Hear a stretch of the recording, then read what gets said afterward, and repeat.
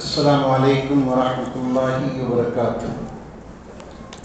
نحمدہ ونصلی علی رسولہ الکریم، اما بعد۔ اعوذ باللہ من الشیطان الرجیم، بسم اللہ الرحمن الرحیم۔ وما كان لمؤمن ولا مؤمنة اذا قضى الله ورسوله امرا ان يكون لهم الخيرة من امرهم ومن يعص الله ورسوله فقد ضل ضلالا مبینا۔ محترم سامعین اور پردہ نشین خواتین، آج 22ویں رات ہم نے 23ویں پارے میں سورہ یاسین، سورہ صافات، سورہ صاد اور پھر سورہ زمر کو ہم نے سنا ہے۔ اللہ کرے کہ اللہ تعالی ہمارا یہ قیام، اللہ ہماری اس تراویح کو قبول فرمائے اور اللہ تعالی اس کا اجر دنیا اور آخرت میں نصیب فرمائے۔ یہ آیت جو میں نے آپ کو سنائی ہے، یہ سورہ احزاب کی آیت ہے جو کل آپ نے سنا تھا۔ بڑے احکام ہیں اس سورۃ شریفہ میں۔ اللہ تبارک و تعالی اس سورت میں جنگ احزاب کا ذکر کیا ہے، کس طرح مدینہ کے خلاف سارے قبائل، سارے لوگ جمع تھے، کتنی کمک اور کتنی طاقت کے ساتھ مسلمانوں کو ختم کرنے کے لوگ جمع تھے۔ تو اللہ تبارک و تعالیٰ غیب سے مسلمانوں کی مدد کیا، ان کے اس برے فیصلے کو، برے تدبیر کو ختم کر دیا۔ پھر پردے کے احکام اس صورت میں بتائے گئے ہیں کہ پردہ عورتوں کو کس طرح سے کرنا چاہیے، لباس ان کا کیسا ہونا چاہیے، چال ڈھال ان کی کیسی ہونی چاہیے، اگر وہ چلتی ہیں تو کس طرح چلیں۔ یہ سب باتیں قرآن مجید میں اللہ تعالیٰ سورہ احزاب میں بڑی تفصیل سے بیان کیا ہے۔ اور اس صورت میں یہ احکام بھی ہیں کہ شادی بیاہ میں ہمیشہ کفو کا مسئلہ رکھنا چاہیے۔ مثلا جو آیت میں نے آپ کو سنائی ہے، اس کا پس منظر ہے، اللہ کے نبی صلی اللہ علیہ وسلم کے غلام تھے جن کو اللہ کے نبی نے آزاد کر دیا تھا۔ آپ کا نام زید بن حارثہ تھا۔ اللہ کے نبی صلی اللہ علیہ وسلم ان سے بہت پیار کرتے تھے، بہت چاہتے تھے زید بن حارثہ کو۔ آپ کی یہ چاہت دیکھ کر لوگ اللہ کے نبی صلی اللہ علیہ وسلم کا بیٹا کہنے لگے تھے، زید بن محمد کہتے تھے آپ کو۔ اللہ تبارک و تعالیٰ اس کا رد کیا، آگے آپ سنیں گے۔ لیکن جب یہ جوان ہوئے تو اللہ کے نبی صلی اللہ علیہ وسلم نے آپ کا رشتہ اپنی پھوپھی ذات سے بھیجا، زینب بنت جہش کے ساتھ آپ نے ان کا نکاح کرنا چاہا۔ قریش آزاد خیالات کے، قریش اپنے آپ کو کہتے تھے ہم سب سے عزت والے قبیلے ہیں، ہم عزت والا قبیلہ ہے، یہ ان کا خیال تھا۔ جب یہ رشتہ آیا تو عبداللہ بن جہش ان کے بھائی اور زینب نے بھی اس رشتے کو انکار کیا کہ یہ کفر نہیں ہے، برابری نہیں ہو سکتی، یہ زید آزاد کردہ غلام ہے اور ہمارا ایک مقام ہے۔ جب یہ آیت نازل ہوئی، اس کا مطلب ہے اللہ تعالیٰ فرماتا ہے کسی مومن مرد اور کسی مومن عورت کے لیے یہ لائق نہیں ہے، یہ زیب نہیں دیتا کہ جب اللہ اور اس کا رسول کسی بات کا فیصلہ کریں تو وہ اپنے لیے اس میں کوئی گنجائش نکالیں۔ اللہ تعالیٰ فرماتا ہے یاد رکھو، جو اللہ کی، اس کے رسول کی نافرمانی کرتا ہے اس کو بہت بڑی گمراہی میں پڑا ہے۔ یہ جب آیت نازل ہوئی تو وہ مان گئے، زینب بھی مان گئی اور ان کے بھائی بھی مان گئے، رشتہ ہو گیا، شادی ہو گئی۔ اللہ کے نبی صلی اللہ علیہ وسلم نے زید کی طرف سے مہر دیا، 4 تولے سونا، آج کے حساب سے 4 تولے سونا اللہ کے نبی صلی اللہ علیہ وسلم نے زینب کو مہر دیا زید کی طرف سے۔ یہ جوڑی چلتی تھی، لیکن ان کے درمیان میں بڑا اختلاف تھا، ذہنوں کا اختلاف، ذہن ہم نہیں تھے، ایک دوسرے کے لیے یہ فٹ نہیں ہو رہے تھے۔ اللہ نبی صلی اللہ علیہ وسلم سے آ کر زید شکایت کرتے کہ اللہ نبی صلی اللہ علیہ وسلم زینب اس طرح سے باتیں کرتی، آپ صلی اللہ علیہ وسلم ان کو صبر کی تلقین کرتے۔ اللہ تبارک و تعالیٰ اگلے صورتوں میں، اگلی آیتوں میں اللہ تعالیٰ نے بیان کیا کہ اللہ کے نبی صلی اللہ علیہ وسلم یہ ٹھیک نہیں ہے۔ ایک آدمی جب اپنی ضرورت سے پوری کر چکا، اب نباہ نہیں ہو سک رہا ہے، تو اچھا ہے کہ آپ ان کو جدا کر دیجیے، اب ان کو ساتھ میں رکھنے کا کچھ فائدہ نہیں ہے۔ پھر اللہ تبارک و تعالیٰ آپ کو یہ حکم دے چکا تھا کہ زید جب ان کو چھوڑ دیں گے تو آپ کا نکاح ان سے کیا جائے گا۔ اس طرح سے زید رضی اللہ تعالیٰ عنہ نے زینب بنت جحش کو طلاق دے دی، عدت ختم ہو گئی، تو اللہ تبارک و تعالیٰ نے زینب کا نکاح اللہ نبی صلی اللہ علیہ وسلم سے کر دیا۔ اب یہ رواج کے خلاف تھا، اللہ نبی صلی اللہ علیہ وسلم کا بیٹا کہتے تھے لوگ۔ اب معاملہ بڑا پیچیدہ تھا، اللہ نبی صلی اللہ علیہ وسلم اس چیز کو چھپا رہے تھے۔ اللہ تعالیٰ نے کہا اللہ کے نبی لوگوں سے ڈر کر، لوگوں کے طنز اور تانوں کو ڈر کر آپ حقیقت کو مت چھپائیے، اعلان کر دیجیے کہ آپ زینب سے آپ کا نکاح ہو چکا ہے۔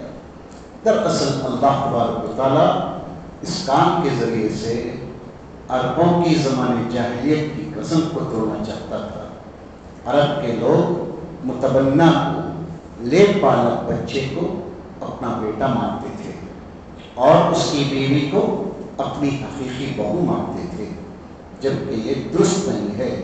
اللہ تبارک و تعالیٰ اس رسم کو توڑنے کے لیے اس کا انتظام کیا اور بتایا دنیا کو کہ بیٹا وہی ہے جو ہمارے نطفے سے بنتا ہے۔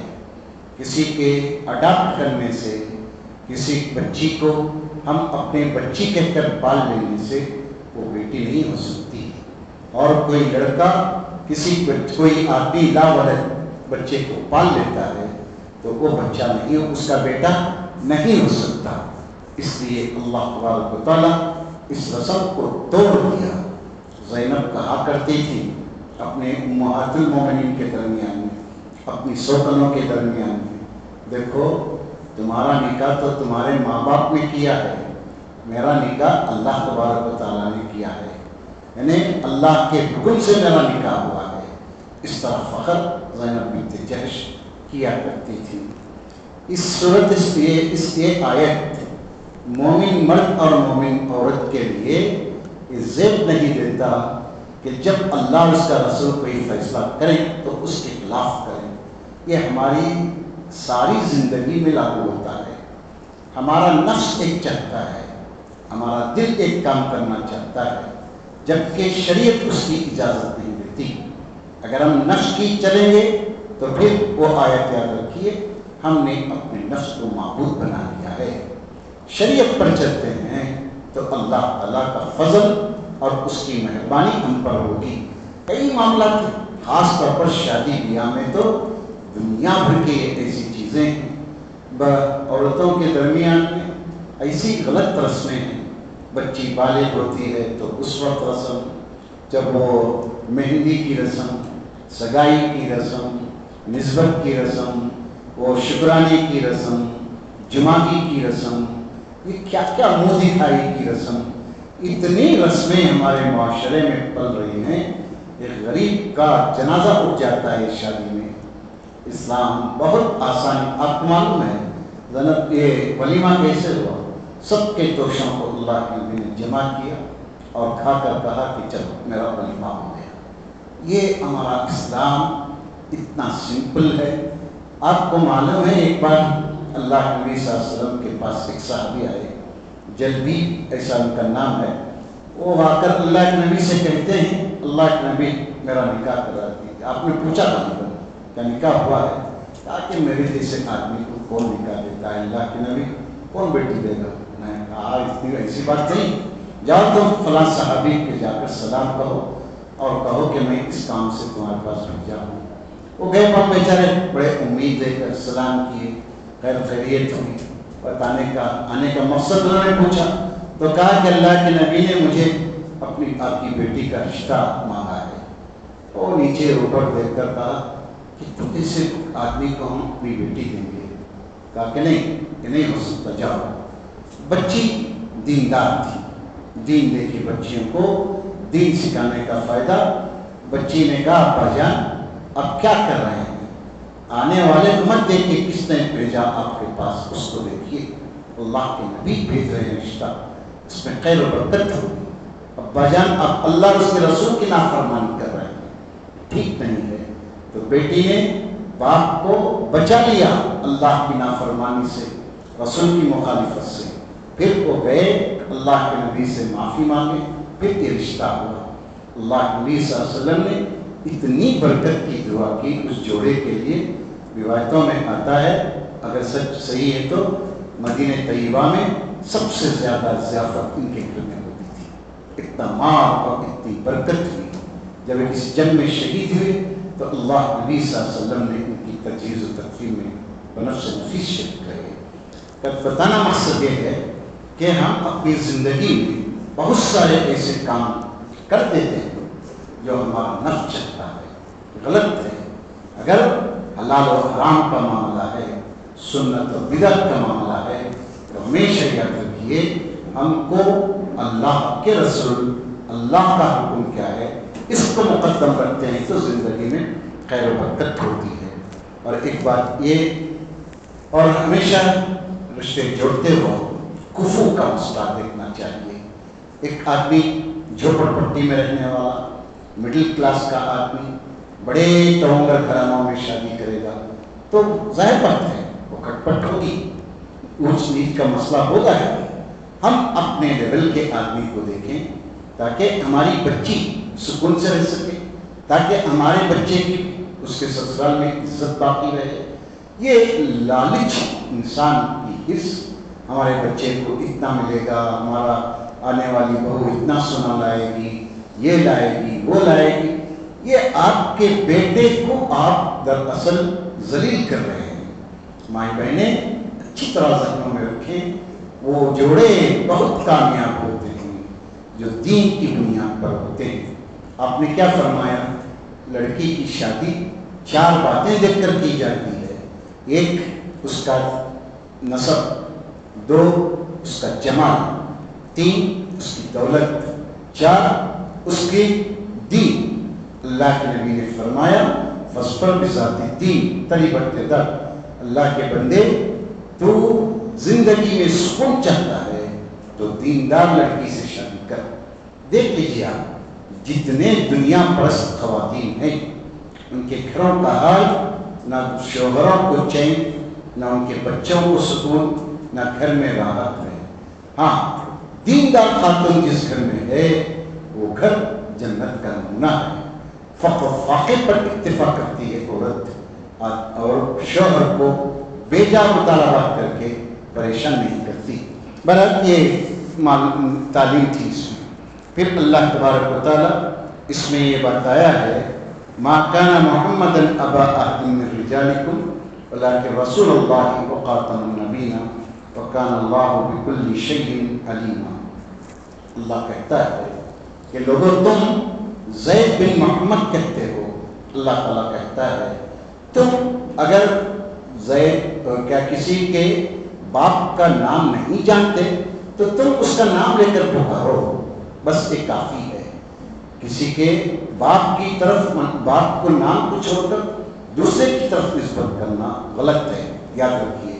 یہ غلط رسم ہے لوگوں کے پاس کہ ایک آدمی مثلا کسی کے بچے کو پال لیتا ہے تو اس کے حقیقی باپ کا نام نکال کر اپنا باپ اپنا نام لکھ لیتا ہے، غلط ہے، یہ غلط نسبت ہے، اس کو اسلام جائز نہیں کہتا۔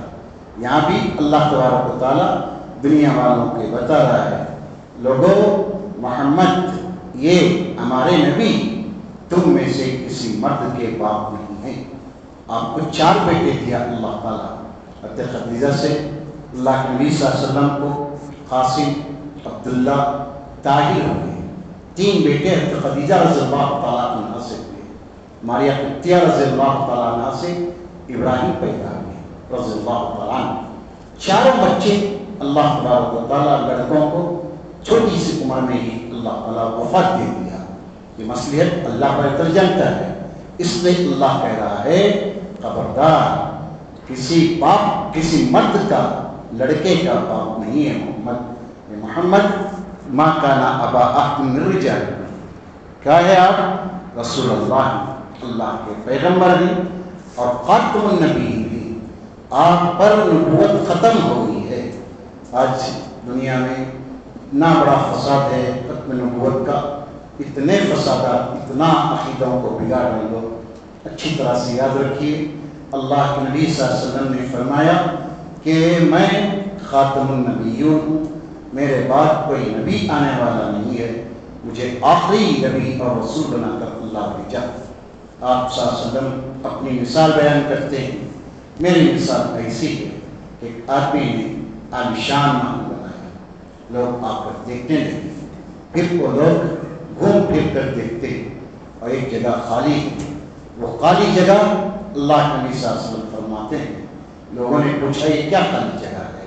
ان کو بتایا گیا کہ محمد صلی اللہ علیہ وسلم کی رسالت ہے، یہ آخری پتھر اس محل کا میں ہوں جو اس جگہ پر فٹ کیا جاؤں گا۔ مطلب یہ ہے کہ اللہ کے نبی صلی اللہ علیہ وسلم کے بعد کوئی نبی آنے والا نہیں ہے۔